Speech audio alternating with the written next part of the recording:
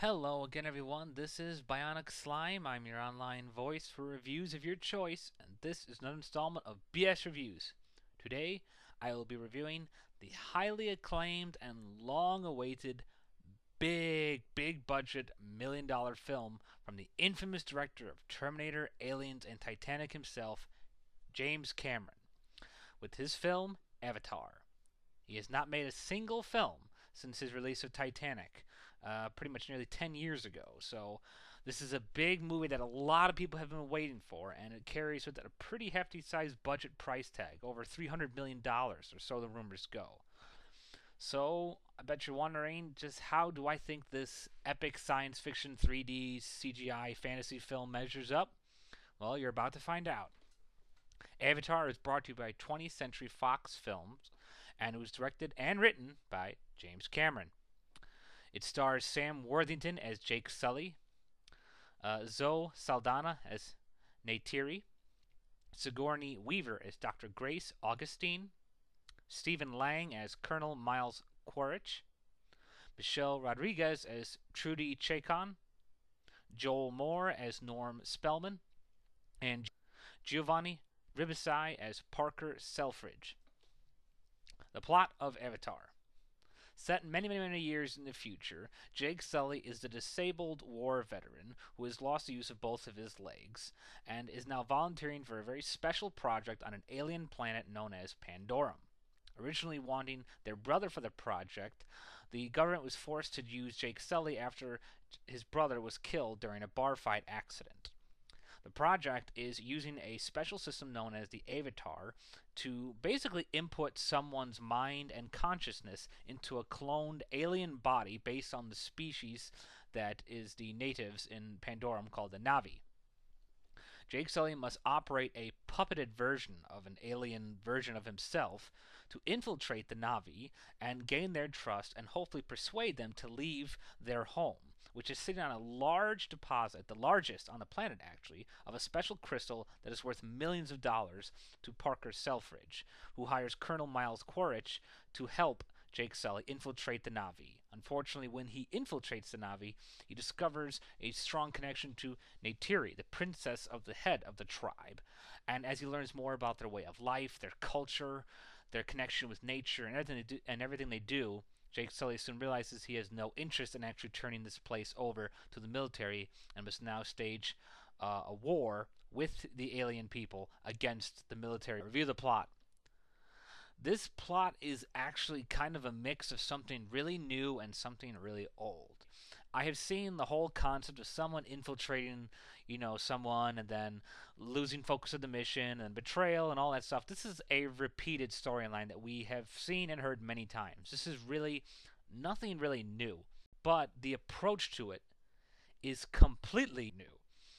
This whole concept of using the avatar system is so incredibly scientific and science fictiony and just so far fetched that it's unbelievably imaginative that they could pull this off while making it still plausible and interesting that doesn't still seem too ridiculous. I mean, this film is heavily science fiction, but the process is explained in so simply and shown in such an easy way that it's really easy to get just hooked on this whole notion of an avatar thing.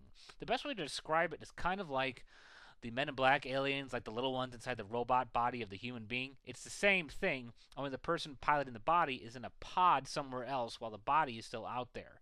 And it's more organic as opposed to robotic. That's the best way to describe it. And I have to say, this clash of something new and something old really kept the story from being too predictable. I mean, at times it was predictable, but it was still so fascinating and interesting that it didn't keep anything from falling into one category or the other. So it was a really interesting mix. It's something we've seen before in a movie we've never seen, unlike anything before. Review of the characters. I've seen Sam Worthington before, and I'll be perfectly honest, as amazing as this movie is visually and otherwise, I still do not really care for this guy. I think the only thing that made him really work for this film that I liked was the fact that most of the movie you see him in his Na'vi form, his alien body. And for that, he actually worked out really well. I mean, this sounds kind of pathetic, but the aliens effects and emotions were far more expressive than Sam Worthington was as a flesh and blood actor. That sounds kind of cold, I know, but I've seen this guy's work in person. I just don't really like him that much. But here, he actually worked out really well, and it helps because the special effects are so unbelievably beautiful. Zoe Saldana, who I did not know actually was in this, voices Neytiri. She's just pretty much the alien's voice the whole time since there's no like human body for her or anything like that. She's from Star Trek, and I was very impressed with her here.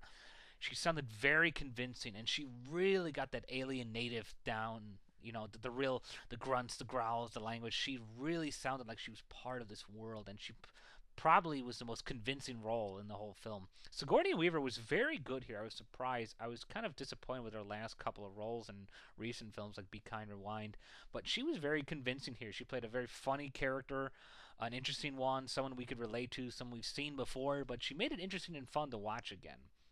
Now, Stephen Lang was excellent as Colonel Miles Quaritch, who essentially ends up playing the film's main villain. I mean, he plays a really good transition from just being the nice, normal colonel who wants to give you everything, and then as he starts to see things are not turning out the way he wants them to go, you can see the anger and the frustration in him and just how cold he is and just how ruthless he is in killing these people. Michelle Rodriguez, again, another character or actor I really don't personally care for. I don't think she's that good or that attractive for that matter. That's my personal opinion. But here she actually turned out to be a pretty likable person. She played a likable character with a decent role of involvement, and she wasn't too cliche, wasn't too stupid. She worked out really well. I mean, that's the best way to put it. Joel Moore is pretty damn good. I mean, I've seen him so many times before, and I was really shocked to see that he was in here. I mean, we're talking about the nerd from Dodgeball and Grandma's Boy, and he really did a good job here. He didn't have as much involvement as I was kind of hoping because I liked his character, but he was really good in here and I enjoyed him. Giovanni Ribisi, I can never say his name right. He was pretty good. He's a little weird, a little robotic, and kind of creepy looking. And they didn't really use him as much as I thought that they should, but he was good for what we needed him in. Review the cinematography and the music. As we go into cinematography, we have to talk about the special effects because that's what this movie is all about. As great as everything is, this movie pretty much lives, breathes, and rests its entire weight on the special effects. And my God, they are fan-frickin-tastic. They're gorgeously beautiful. And if you guys have the opportunity, I highly implore, repeat, highly implore, no matter how hard, how much money it costs, see this movie in IMAX 3D. It is so freaking worth it. I cannot even begin to describe it. The movie really just helps. I can't even see how I'm going to like this movie on home video because I don't see how it's going to compare to seeing an IMAX 3D. It was breathtakingly beautiful. The 3D was perfectly used. I've only seen about 2 3D movies, and this one made the absolute best use out of it. It looked fantastic, gorgeous, breathtaking, awesome. It looks so freaking cool. It's definitely a special effects movie that lives up to its use and name of it. The music was very good, very appropriate, very cultural, very beautiful, kind of serene alike. I mean, it was very fitting for this whole setting. I really loved the use of the music with the scenery. I mean, you really were transported to this whole other world by its sights and its sounds and the visuals, and I commend James Cameron for truly taking the normal audience and bringing us into the alien world, which I think no alien film has really truly ever really accomplished as effectively as this one. Flaws about this film. As I said before, I do not really care for the 2 actors in here, Sam Worthington and Michelle Rodriguez. I mentioned Sam Worthington only again because he's carrying the whole film. He's the lead here, and he's still as dull and dry and baseless as he was in past films. I don't think he's that good at all, and I did not find myself really caring to see more of him. I actually found myself seeing more of the alien. But other than that, this movie is freaking phenomenal. Final wrap up, James Cameron's return to filmmaking was well worth the wait. This is a beautifully incredible movie on every imaginable level. It's an interesting take on an older story with a new approach with special effects that are unlike anything you have ever seen before. You must see this movie in IMAX or at least 3D to get the full use of this film, because otherwise this film will not have the same impact, because this movie is all about visuals. The imagination with the aliens and the creatures in the world are so incredible and original. It's like Star Wars inventive. It's so freaking good. Great cast with Zoe Saldana. Sigourney Weaver is funny as hell. I love Stephen Lang. Joel Moore was good. Not so happy with Sam Worthington and Michelle Rodriguez. But overall, this is a fantastic film that James Cameron definitely made worth his money on. I don't care how much it costs. It was well worth this viewer's, approval. Bottom line, I give Avatar 4 stars and a half out of 5.